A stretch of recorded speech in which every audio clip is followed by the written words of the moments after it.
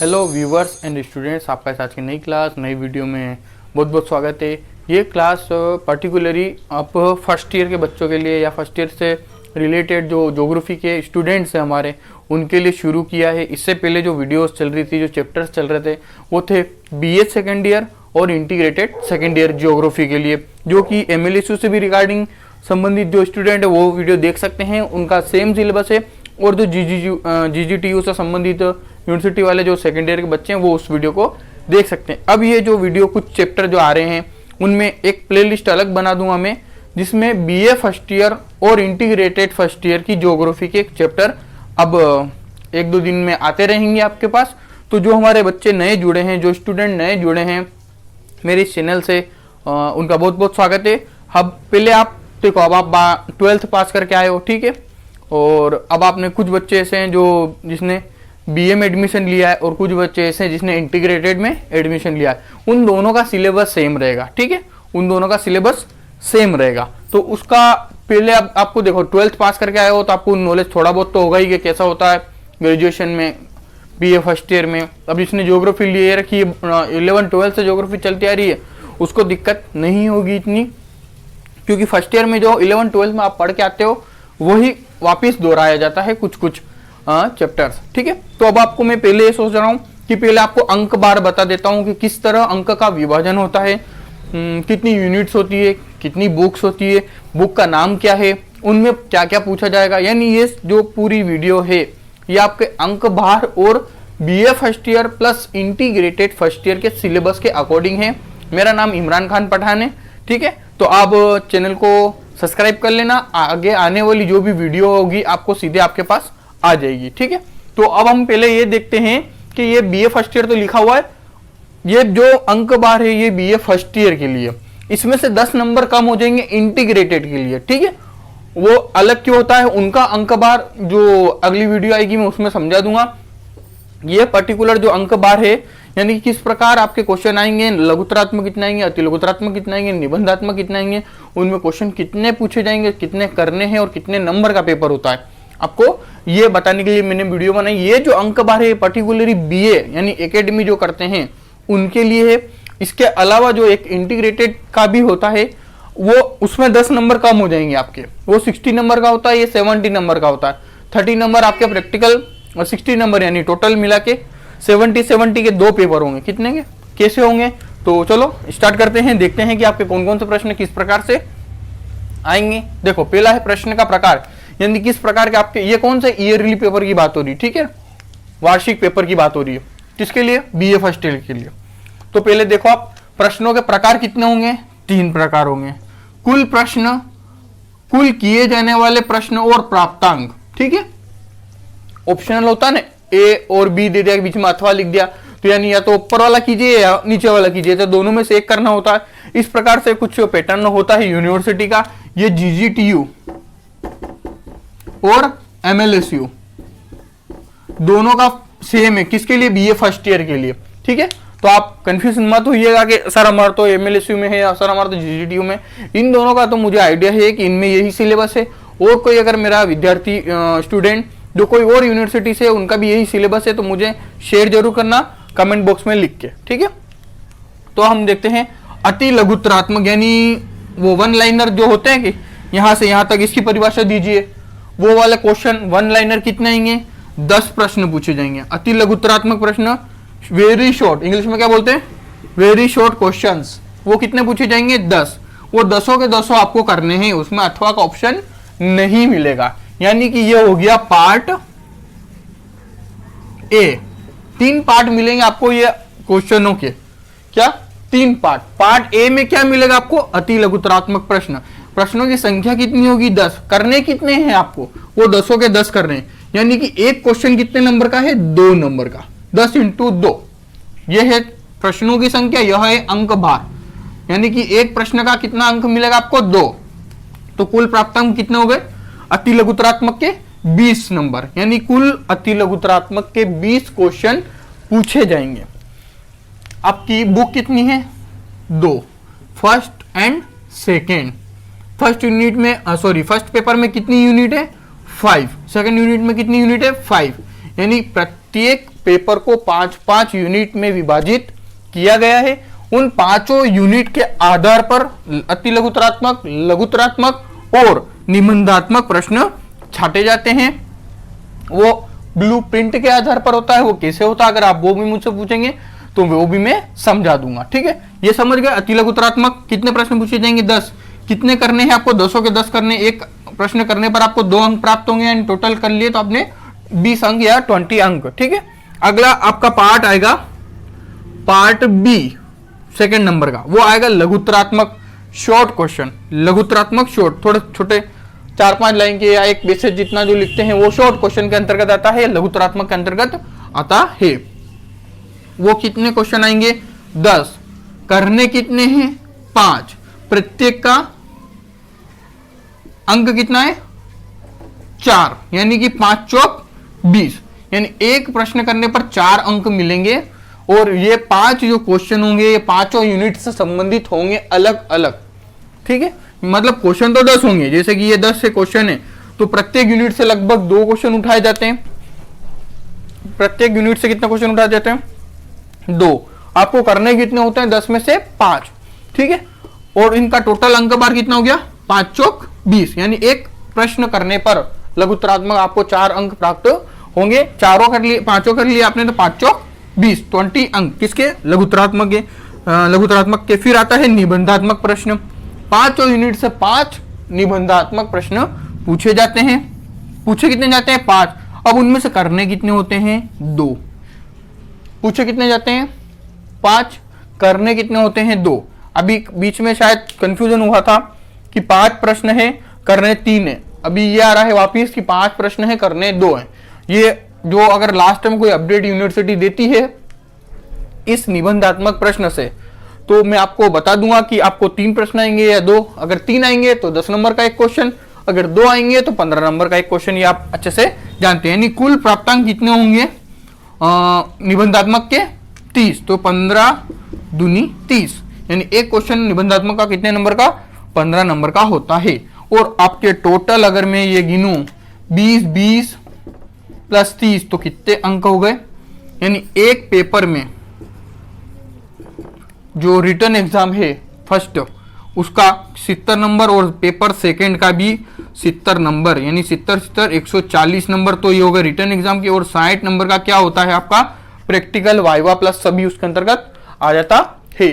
तो यह था अंक भार आपका, किस प्रकार अंक भार है इसको आप कॉपी में जरूर नोट कीजिएगा। जिनको पता है चलो तो कोई बात नहीं, जिसको नहीं पता है उनके लिए है ये, क्योंकि यह चीज जब तक आप समझोगी नहीं कि क्वेश्चन किस तरह के आते हैं, जब आपको मैं चैप्टर पढ़ाना शुरू करूंगा तो फिर मैं आपको बताऊंगा कि जैसे ये वाला क्वेश्चन आया, कोई भी पर्टिकुलर मैं चैप्टर पढ़ा रहा हूं तो उसके अंतर्गत कोई भी क्वेश्चन बनता है, कौन सा अधिकतर कौन सा क्वेश्चन पकड़ना जरूरी है? 20। ये जो 10 क्वेश्चन होते हैं ना 2-2 नंबर वाले, इनको पकड़ना जरूरी होता है। ये तो आपको कहीं भी मिल जाएंगे, ये तो आप अपनी बुद्धि से भी कर सकते हो। लेकिन ये जो 2-2 नंबर वाले होते हैं 1 लाइनर, ये आपको ढूंढना जरूरी होते हैं। ठीक है, तो अब ज्यादा इसमें बोलते हुए नहीं, समझ गए कितने प्रकार होंगे, कितने पार्ट होंगे? पार्ट सी में निबंधात्मक, पार्ट बी में लघुतरात्मक, पार्ट ए में अति लघुतरात्मक। पार्ट ए में 10 क्वेश्चन पूछे जाएंगे, 10 करने हैं 20 नंबर। पार्ट बी में लघुतरात्मक क्वेश्चन होंगे, 10 पूछे जाएंगे, 5 करने हैं 20 नंबर। पार्ट सी में निबंधात्मक प्रश्न होते हैं, 5 पूछे जाएंगे, 2 करने हैं 30 नंबर। टोटल आपके हो गए 70 नंबर। समझ गए आप ये चीज? अब आप मुझे, ये तो हो गया, अब आप बात कर लेते हैं सिलेबस की। तो पहले आप ये देख लो कि बुक का नाम क्या है आपकी, फिर अपन डिस्कस करेंगे क्या सिलेबस के एक एक चैप्टर के बारे में, कौन सा चैप्टर क्या है, कौन सा मोस्ट आईएमपी चैप्टर है, मैं यह भी आपको इसी वीडियो के अंतर्गत बताऊंगा। तो देखते रहें। कितनी बुक है आपके? बीए फर्स्ट ईयर बोल लीजिए या इंटीग्रेटेड फर्स्ट ईयर बोल लीजिए, ठीक है, दोनों के लिए समान है। कितनी बुक्स है आपकी? 2। कितनी पेपर है? 2, first and second. First paper का नाम क्या है? भौतिक भूगोल। फर्स्ट पेपर का नाम क्या है? भौतिक भूगोल, फिजिकल जियोग्राफी। फर्स्ट पेपर का नाम क्या है? भौतिक भूगोल, फिजिकल जियोग्राफी। सेकेंड पेपर का नाम क्या है? मानव भूगोल।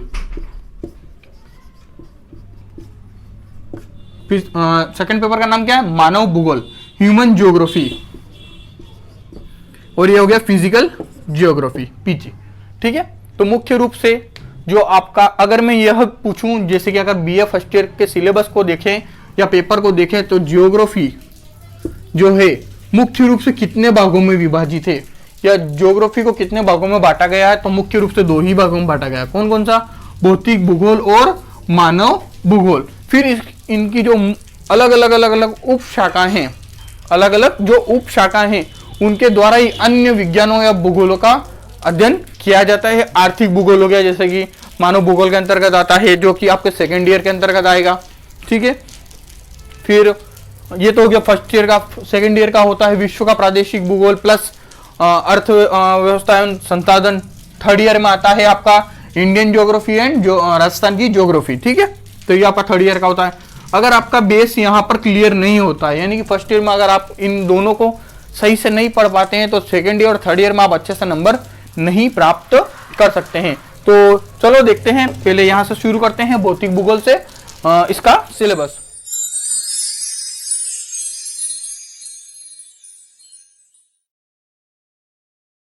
कि आपका फर्स्ट पेपर यानी जिसका नाम क्या है, भौतिक भूगोल फिजिकल जियोग्राफी। ठीक है, और सेकंड पेपर का नाम क्या, मानव भूगोल। पहले हम देखते हैं, आज हम जिसका डिस्कस करेंगे वो फर्स्ट पेपर का डिस्कस करेंगे, नेक्स्ट वीडियो में आपका सेकंड पेपर का डिस्कस करेंगे। एक साथ में दोनों पेपर का डिस्कस करने जाऊंगा तो वीडियो बहुत लंबी हो जाएगी और कुछ स्टूडेंट ऐसे हैं कि पिक्चर समझ के देखेंगे नहीं।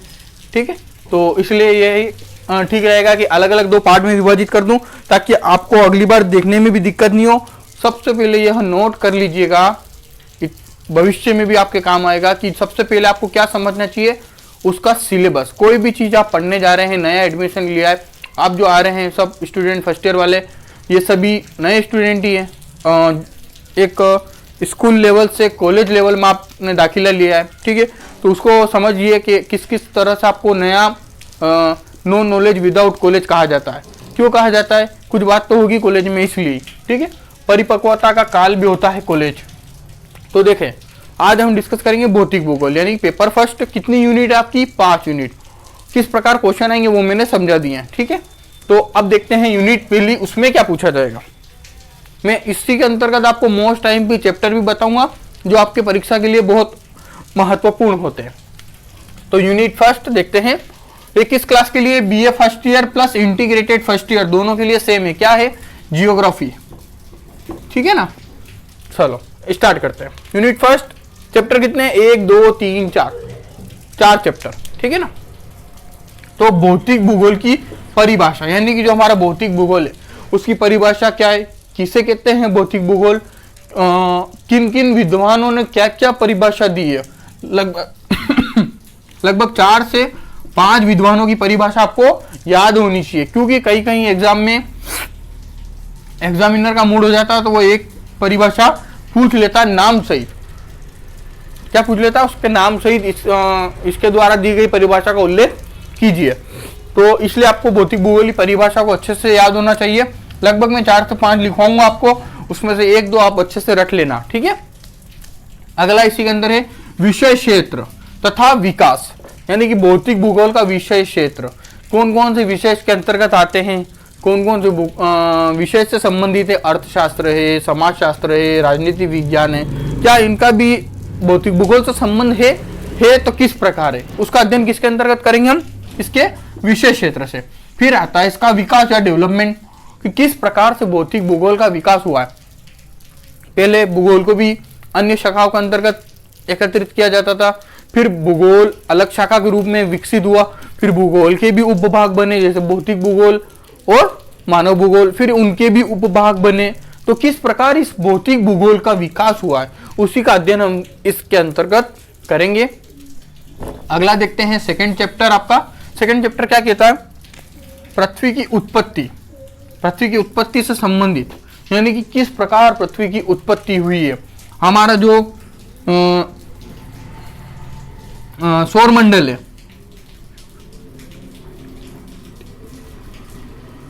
कितने ग्रह हैं, 1 2 3 4 5 6 7 8, कितने ग्रह हैं, 8। पृथ्वी कहां पर है, तीसरे नंबर पर। तो इस पृथ्वी की, या हम जब पृथ्वी की उत्पत्ति के बारे में हमें पता चल ही जाएगा तो हमें जो दूसरे ग्रह है उनकी उत्पत्ति भी कैसे हुई यह भी पता चल जाएगा। हम कहाँ रहते हैं? पृथ्वी पर। कौन सा ग्रह है? सूर्य से तीसरे नंबर का ग्रह। विश्व में कौन से स्थान पर आता है? सौर मंडल में अगर इसके क्षेत्रफल के आधार पर बात करें, बनावट के बारे में बात करें तो कौन से नंबर पर आता है? किससे कितनी दूरी है? कौन सा ग्रह सबसे ज्यादा चमकीला है? कौन सा ग्रह छोटा है? कौन सा ग्रह बड़ा है? इन सभी का अध्ययन पृथ्वी की उत्पत्ति से संबंधित चैप्टर में करेंगे। अब पृथ्वी से उत्पत्ति से संबंधित जो हमारे भूगोलवेत्ता है, ये एक दो तो है नहीं, हजारों भूगोलवेत्ता ऐसे हैं जिन्होंने पृथ्वी की उत्पत्ति से संबंधित सिद्धांत दिए, थ्योरी दी है। कि मेरा मानना यह है कि पृथ्वी किसी एक तारा था बड़ा, उससे टकराने से अलग हुई है, या जो हमारा सूर्य था, सूर्य के टकराने से पृथ्वी का निर्माण हुआ है। अलग अलग लोगों के अलग अलग मेंटेलिटी थी, अलग अलग सोच थी, जिनको उन्होंने सिद्धांतों के रूप में प्रस्तुत किया है। तो हमें सभी का अध्ययन तो करना नहीं है। अगर सभी का अध्ययन करने लग गए तो फिर तो वो अलग काम हो जाएगा। तो हमें किनका अध्ययन करना है? जेम्स जीन्स की ज्वारीय परिकल्पना। एक तो किसका अध्ययन करना है? जेम्स जीन्स की ज्वारीय परिकल्पना। ये मोस्ट आईएमपी है, ये याद रख लेना। ये चैप्टर क्या है? Most IMP. कौन सा? जेम्स जीन्स की ज्वारीय परिकल्पना। सीधा सा ये बात है कि ज्वारीय परिकल्पना का प्रतिपादन किसने किया? तो जेम्स जीन्स की। ठीक है। फिर अगला आता है बिग बैंग सिद्धांत। किसने दिया है? जॉर्ज लेमेंटेयर। बिग बैंग सिद्धांत किसने दिया है? जॉर्ज लेमेंटेयर ने दिया है। यह भी आईएमपी है। इन दोनों में अगर आईएमपी देखो तो जेम्स जीन्स की ज्वारीय परिकल्पना है। बिग बैंग सिद्धांत बहुत बार पूछा जा चुका है, माना मैंने।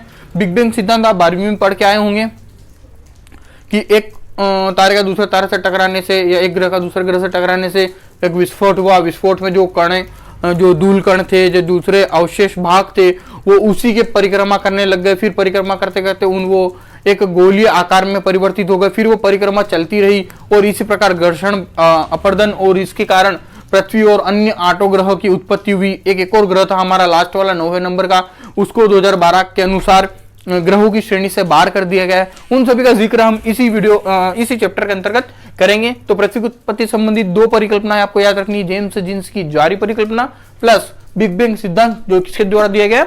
जॉर्ज लेमेंटेयर के द्वारा। अगला आता है पृथ्वी की आंतरिक संरचना, इंटीरियर ऑफ द अर्थ। की पृथ्वी की आंतरिक संरचना कितनी परतें हैं? सियाल, सीमा और निफे। कितनी परतें हैं? 3 परतें। पृथ्वी की कितनी परतें? आंतरिक रूप में पृथ्वी के अंदर जाने पर तापमान बढ़ता है, पृथ्वी के ऊपर जाने पर तापमान कम होता है। और कहाँ तक लावा है, कितनी इसकी गहराई है, कितनी परतों में बांटा गया है, कौन कौन सी इसकी परतें हैं, उन सभी का अध्ययन हम किसके अंतर्गत करेंगे? पृथ्वी की आंतरिक संरचना के अंतर्गत करेंगे। अगला देखते हैं महासागरीय नितल की उत्पत्ति, यानी किस प्रकार, जैसे कि ये हमारी पृथ्वी है, यहाँ पर एशिया है, यहाँ पर अफ्रीका है, यहाँ पर यूरोप है, यहाँ पर इंडिया है, ऑस्ट्रेलिया, फिर यहाँ पर उत्तरी अमेरिका, ये दक्षिणी अमेरिका, फ्रांस, सभी वगैरह इस प्रकार से देश है। तो किस प्रकार से इनका एक विभाजन हुआ है कि पहले कौन सा भाग था? पेंजिया, फिर पेंथलासा, फिर दोनों टूट के अलग हुए, 33 सागर बीच में आया। किस प्रकार से यह विखंडन हुआ है? महासागरों का किस प्रकार से विखंडन हुआ? महाद्वीपों का किस प्रकार से विखंडन हुआ है? जो कभी एक भाग हुआ करते थे, ये दोनों जब पृथ्वी के ऊपर 2 ही भाग थे, एक तो था स्थल भाग, एक था जल भाग। स्थल भाग को कहते थे पेंजिया और जलीय भाग को कहते थे पेंथलासा। ठीक है। फिर इनके बीच में 33 सागर का उद्गार हुआ, ये 2 भागों में बढ़ गए, गोंडवाना लैंड, अंगारा लैंड। किस प्रकार इनका विभाजन हुआ और किस प्रकार ये आज अपने अवस्थिति पर है, जो आज हमें मैप दिखता है, वर्ल्ड मैप, वो किस प्रकार है, उसी का अध्ययन हम किसके अंतर्गत करेंगे?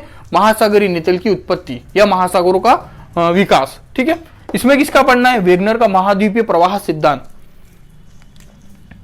वेगनर का महाद्वीपीय प्रवाह सिद्धांत प्लस टेक्टोनिक सिद्धांत, प्लेट टेक्टोनिक सिद्धांत। ठीक है। इसके अंतर्गत इसका अध्ययन करेंगे कि किस प्रकार पेंजिया, पेंथलासा, 33 सागर, अंगारा लैंड, गोंडवाना लैंड, फिर उत्तरी जो प्लेट है, किस तरह हिमालय का विकास हुआ, किस तरह हिमालय पर्वत बना है। 8,848 सबसे ऊंची चोटी उसकी एवरेस्ट कहाँ पर है? चीन और नेपाल के बीच में स्थित है। ठीक है। कौन पहले चढ़ा, कौन बाद में उतरा, सब उसका भी अध्ययन इस वीडियो के अंतर्गत करेंगे, इस चैप्टर के अंतर्गत करेंगे। तो ये था आपकी पहली यूनिट, जिसके अंतर्गत 4 चैप्टर है, मैंने उसको समझा दिया। अब देखते हैं नेक्स्ट सेकंड यूनिट। हाँ स्टूडेंट्स, अब हम देखते हैं यूनिट सेकंड। पहली यूनिट पढ़ चुके हैं, देख चुके हैं। यूनिट सेकंड में क्या आएगा आपके, वो देख लेते हैं। यूनिट सेकंड के अंतर्गत है आपका भू संतुलन की संकल्पना, आइसोस्टेसी। भू संतुलन क्या होता है? पृथ्वी की समस्थिति। क्या होता है? पृथ्वी की समस्थिति का वर्णन होता है। समस्थिति क्या होता है कि जैसे कि मान लीजिए एक पानी लीजिए भर के, किसी भी कंटेनर में ये पानी भरा हुआ, ठीक है। अब इसके अंतर्गत एक लकड़ी डुबाई है, ये एक लकड़ी का आपने डुबाया, एक लकड़ी एक और डुबाई आपने, ठीक है। तो आप ये हमेशा देखेंगे, आपने नाव देखी होगी जो पानी में चलती है। तो क्या नाव, जैसे कि अगर मैं बताऊं आपको, यह जैसे कि ये पानी है, अब इस पर नाव जो होती है क्या वो इस प्रकार होती है, या जैसे कि अगर मैं यहाँ दूसरी आकृति बताऊं ये इस प्रकार होती है? यानी कुछ भाग उसका पानी के अंदर होता है या नहीं होता है, ये बताइए आप। तो आप बोलेंगे हाँ सर पानी में तो कुछ होता ही है। एक बॉल लीजिए, बॉल को भी आप पानी में डालोगे तो कुछ भाग तो उसका अंदर जाता है और कुछ भाग ऊपर रहता है। तो ऐसा क्या है? तो जो पृथ्वी है, जैसे पृथ्वी पर पहाड़, पठार, मैदान, नदियां, द्वीप, महाद्वीप, ये सभी हैं। तो इनका भी तो कोई ना कोई भाग है। जैसे कि एक तरफ बहुत सारा पानी है तो एक तरफ ऊंचा पठार है, एक तरफ पहाड़ है तो एक तरफ मैदान है। तो ये क्या है? एक बैलेंस है। एक क्या है? बैलेंस है। यानी एक तरफ भार, जैसे कि आप तराजू लीजिए, एक तरफ में ये वाला मार्कर रख दूं और एक तरफ ये वाला मार्कर रख दूं, तो दोनों का बैलेंस बराबर रहेगा कि नहीं रहेगा? रहेगा। अब मैं दोनों ही एक जगह रख दूं तो एक तरफ का पल्ला भारी हो जाएगा, एक तरफ ऊंचा हो जाएगा। तो ऐसा नहीं है। आप देखेंगे कि जहां पर महासागर है तो उसकी विपरीत दिशा में बहुत ऊंचे पहाड़ है।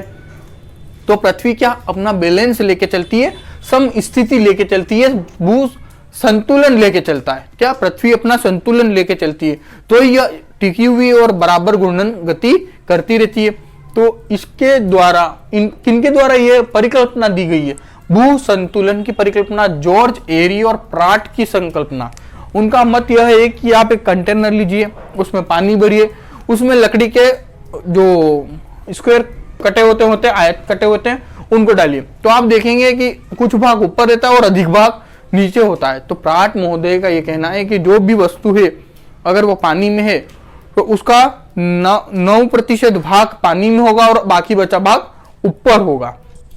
यानी वो 9 गुना नीचे होगी और बाकी गुना ऊपर होगी, ऐसा उनका कहना है। किसका? प्राट महोदय का। तो पृथ्वी अपना संतुलन लेके चलती है। यानी जो पहाड़ जितना ऊंचा, जैसा अगर माउंट एवरेस्ट की बात करें 8,848.86, अभी इसकी नई गणना हुई है, ये भी आपको इस वीडियो में बता देता हूं। 8,848.86, ये 86 से नई गणना की गई है। किसके द्वारा? चीन और नेपाल के संयुक्त अधिवेशन के द्वारा। तो नई ऊंचाई क्या है एवरेस्ट की? 8,848.86, ठीक है ना। तो जो जितना ऊंचा है ये, जितना ऊंचा उसमें 9 का गुणा कीजिए उतना ही वो नीचे भी है, ऐसा प्राट महोदय का कहना है। तो उसका अध्ययन अपन उस वीडियो के अंतर्गत करेंगे। अब ये समझ जाइए समस्थिति का अध्ययन करना है किसके अंतर्गत? जॉर्ज एरी और प्राट महोदय के द्वारा, ठीक है। अगला देखते हैं भू संचरण, अर्थ मूवमेंट्स। भू संचरण का मतलब क्या होता है? अर्थ मूवमेंट, जिसके अंतर्गत वलन और भ्रंशन का अध्ययन करना है। वलन क्या होता है, भ्रंशन क्या होता है, ये आपको अपर्दन के अंतर्गत मैं बताऊंगा, ठीक है। अब आता है अपक्षय। अपक्षय किस प्रकार है?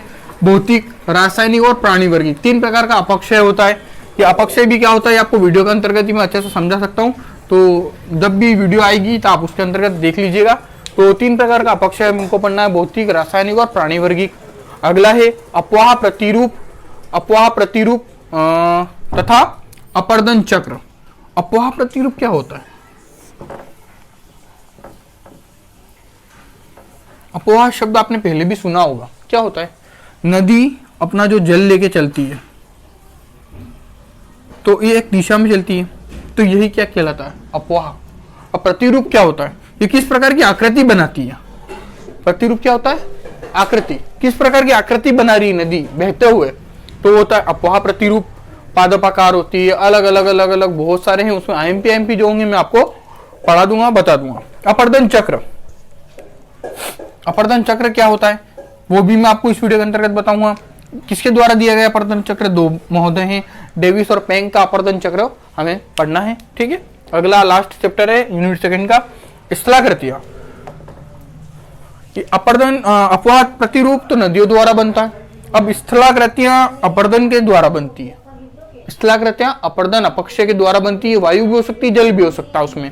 तो जल द्वारा, पवन द्वारा अपर्दनात्मक स्थलाकृतियां, इनका अध्ययन हमें करना है। जल द्वारा, पवन द्वारा और अपर्दनात्मक स्थलाकृतियों का अध्ययन इस वीडियो में करेंगे। तो ये था आपका सेकंड यूनिट के 4 चैप्टर। अब देखते हैं अगला नेक्स्ट। हाँ स्टूडेंट्स, अब हम देखते हैं यूनिट थर्ड। यूनिट थर्ड में आपके 5 चैप्टर हैं मुख्य रूप से। पहला है वायुमंडल की संरचना। किस प्रकार का वायुमंडल है। वायुमंडल की संरचना समझने के लिए आपको इससे पहले वाली यूनिट में देखा था कि पृथ्वी की आंतरिक संरचना, जो 3 परतें हैं, सियाल, सीमा और नीफे, वो तो होती है पृथ्वी की आंतरिक संरचना। अब जो इसके बाहर जो ये वातावरण है हमारा, वायुमंडल है जिसे कहते हैं हम, ठीक है। अब इस वातावरण की या वायुमंडल की संरचना से संबंधित बात यह है कि जिस तरह पृथ्वी के अंदर 3 परतें होती है, इसी तरह हमारी वायुमंडल की अनेक परतें होती है। क्षोभ मंडल, समताप मंडल, आयन मंडल और बहिर्मंडल। ऊंचाई के आधार पर अलग अलग विद्वानों ने अलग अलग परतों का विभाजन किया है। तो उसमें पहली आती है क्षोभ मंडल, समताप मंडल, आयन मंडल और बहिर्मंडल। मुख्य रूप से ये 4 परतें होती है जो हमारे वायुमंडल की संरचना को बनाती है, ठीक है। तो उसका अध्ययन किसके अंतर्गत करेंगे, यूनिट थर्ड की वायुमंडल की संरचना और संगठन, इसी के अंतर्गत पढ़ेंगे, ठीक है। समझ गया, क्षोभ मंडल, समताप मंडल, आयन मंडल और बहिर्मंडल। अब उसमें अलग अलग क्वेश्चन बन जाते हैं 2 नंबर के। समताप मंडल कहाँ पर स्थित है, क्षोभ मंडल में क्या मुख्य बात है, आयन मंडल या जैसे कि क्या काम करता है, तो वो सभी अध्ययन किसके अंतर्गत करेंगे, वायुमंडल की संरचना के अंतर्गत। अगला देखते हैं वातावरणीय तापमान, यानी कि जो अब वायुमंडल की बात हो रही है सब। अब ये वायुमंडल में जो तापमान है, इसमें कौन सा, सूर्य ताप। और अगला ऊष्मा बजट। सूर्य ताप की किस प्रकार सूर्य की जो किरणें आ रही है हमारे पास, ठीक है, वो किरणें क्या सीधे, जैसे कि माना कि ये हमारा सूर्य और ये हमारी पृथ्वी, जो सूर्य की किरणें क्या सीधे रूप में प्रत्यक्ष रूप से धरातल पर आती है क्या, नहीं आती है। तो बीच में कहाँ कहाँ पर रह जाती है, तो कहीं पर बादलों में रह जाती है, कहीं उसकी जो आकाशीय धूल कणें होती है उन धूल कणों के अंतर्गत रह जाती है, पहाड़ों पर रह जाती है, फिर कहीं जाकर के एक अलग परसेंटेज होता है जो धरातल तक आता है। यानी 100% सूर्य की सौर ताप पृथ्वी तल पर सीधे नहीं आता है, वो कहाँ पर रह जाता है, कैसे रह जाता है, वो सभी सूर्य ताप के अंतर्गत अध्ययन करेंगे। और ऊष्मा बजट भी इसी के अंतर्गत आएगा, ठीक है। तो यह वातावरणीय तापमान का अध्ययन भी इसी के अंतर्गत हम करेंगे। अगला देखते हैं वायुमंडलीय दबाव। किस प्रकार वायुमंडल पर दबाव है, किन का, इन्हीं परतों का। वायुमंडल पर किसका दबाव है, इन्हीं परतों का। तो किस प्रकार ये वायुमंडल पर दबाव डालते हैं, उस वायुमंडल के दबाव के अंतर्गत हमें उच्च वायुदाब, निम्न वायुदाब की पौने उच्च वायुदाब से निम्न वायुदाब की तरफ चलती है, ये पेटियां पढ़नी पड़ेगी। इन सभी का अध्ययन इसके अंतर्गत करेंगे। अगला है वायु। वायु कौन कौन सी वायु पढ़नी है अपनों को, स्थायी पौने, सामयिक पौने, मानसून पौने अथवा स्थानीय पौने। इन पौनों का अध्ययन करना है। अलग अलग क्षेत्रों में अलग अलग प्रकार की पौने पाई जाती है।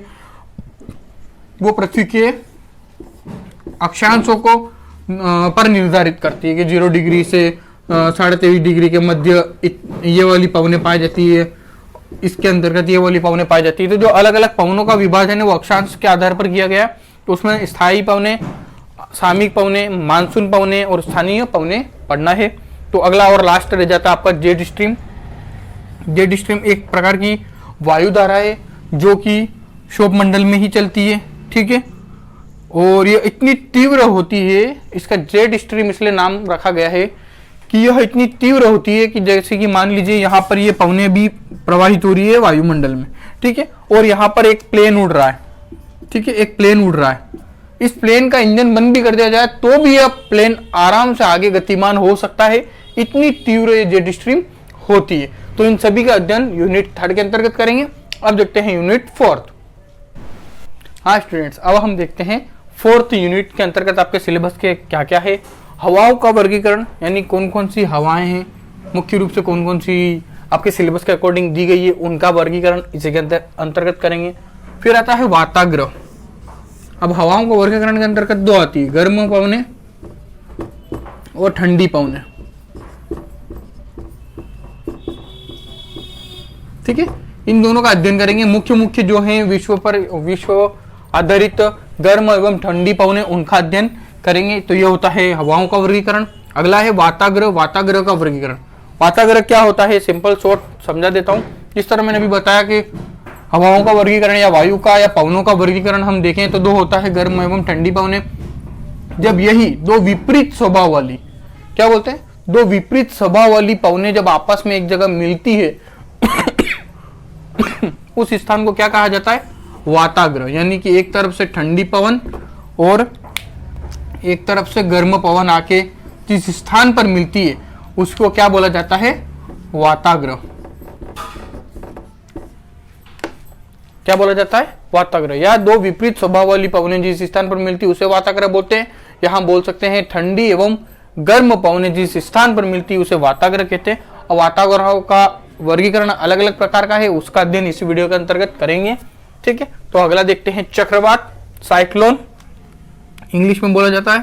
और चक्रवात के बारे में तो आप अच्छे से भलीभांति परिचित है, ज्यादा समझाने की जरूरत नहीं है, वीडियो में बाकी बात कर लेंगे। कौन कौन से प्रकार के चक्रवातों का अध्ययन करना है, शीतोष्ण कटिबंधीय चक्रवात प्लस उष्ण कटिबंधीय चक्रवात, दो प्रकार के चक्रवातों का अध्ययन करना होता है।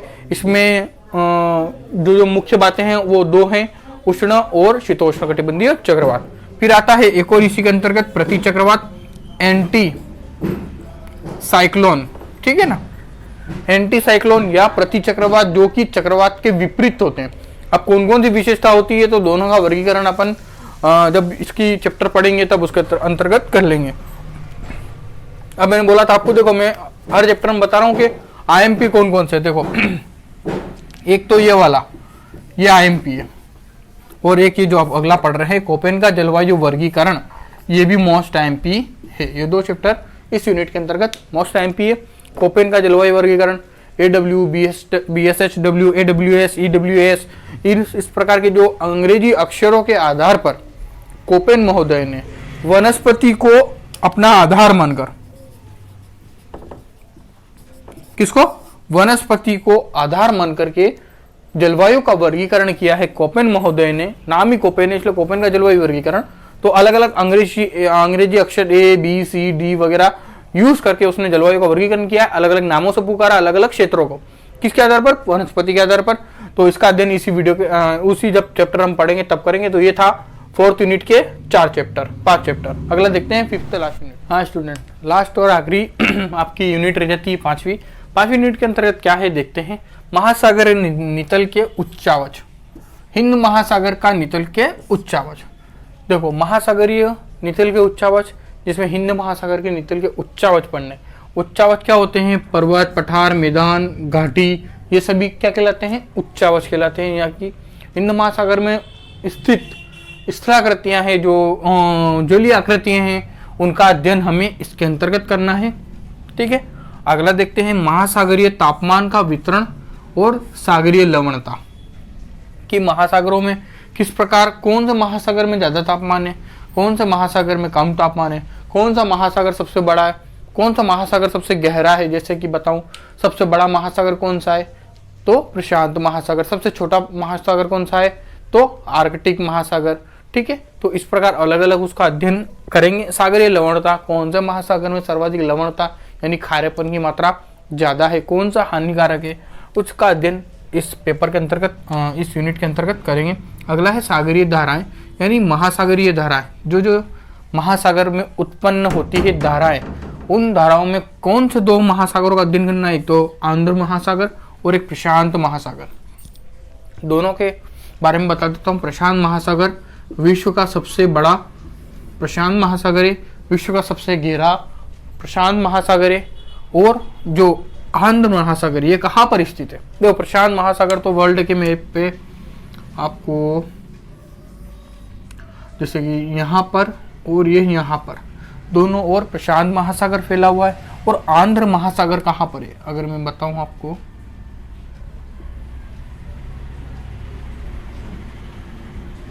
ये मान लीजिए उत्तरी अमेरिका है, दक्षिण अमेरिका, ये अफ्रीका, ये यूरोप है, इसके बीच में कुछ इस प्रकार से फैला हुआ, कौन, आंध्र महासागर।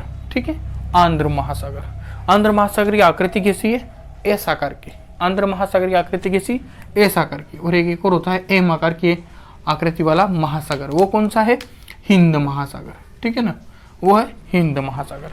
ठीक है, इनमें चलने वाली जो महासागरीय धारा है कौन कौन सी है उनका अध्ययन करना है, कौन सी गर्म है कौन सी ठंडी है, उसका एक चार्ट बना दूंगा मैं आपको, उसको अध्ययन उसके द्वारा करोगे तो ज़्यादा समझ आएगा।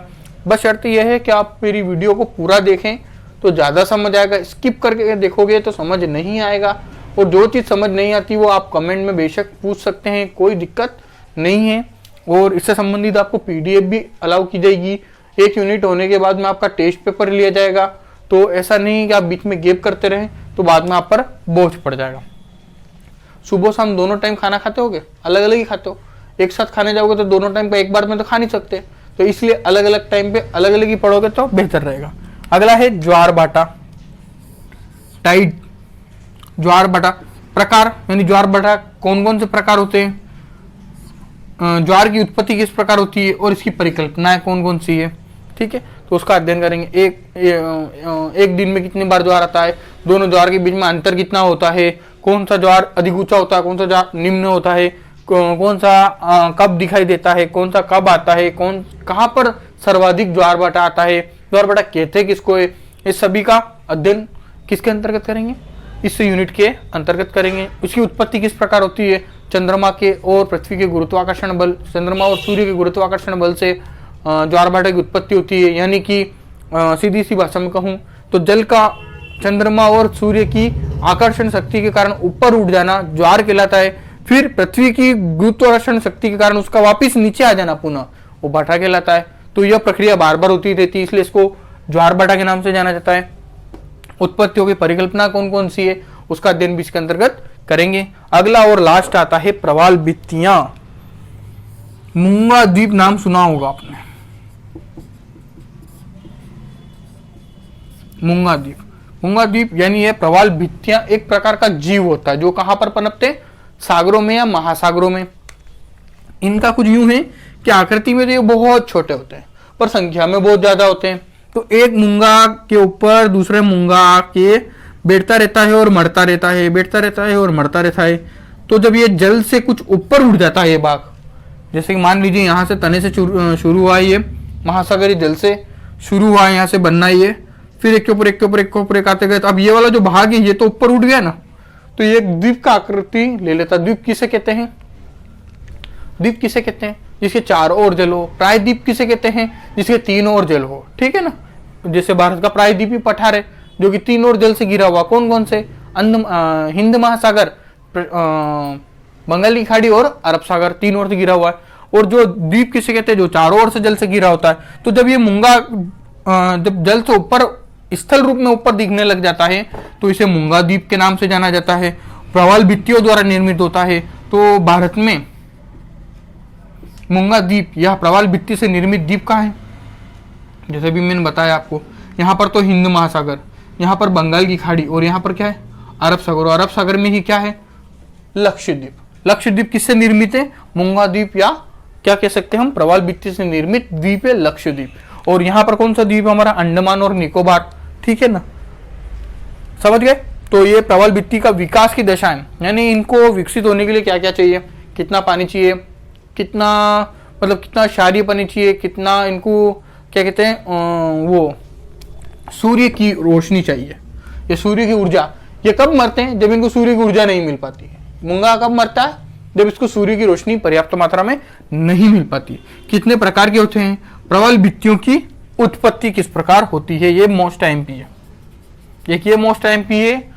और अगला आपका मैं बताऊं ज्वार भाटा, ये वाला मोस्ट एमपी। ये दोनों लास्ट वाले चैप्टर मोस्ट एमपी, इसमें से सर्वाधिक बार क्वेश्चन पूछे जाते हैं। 2 नंबर के क्वेश्चन अधिकतर इनमें से आते हैं। ठीक है, तो आप इसको अच्छे से अध्ययन कीजिएगा। तो ये हो गई आपके टोटल 1 से लेके 5 तक की टोटल यूनिट्स। ये पेपर आपका फर्स्ट पूरा हुआ है। अगली वीडियो में हम देखेंगे पेपर सेकंड का। तो आपसे यह विनती है कि आप जब भी मैं वीडियो आपके उस ग्रुप में डालूं, जो बच्चे मुझसे नहीं जुड़े हैं वो चाहते हैं कि जुड़ना, तो वो मुझे अपना मोबाइल नंबर सेंड कर दे, मैं उसको ग्रुप में ऐड कर दूंगा।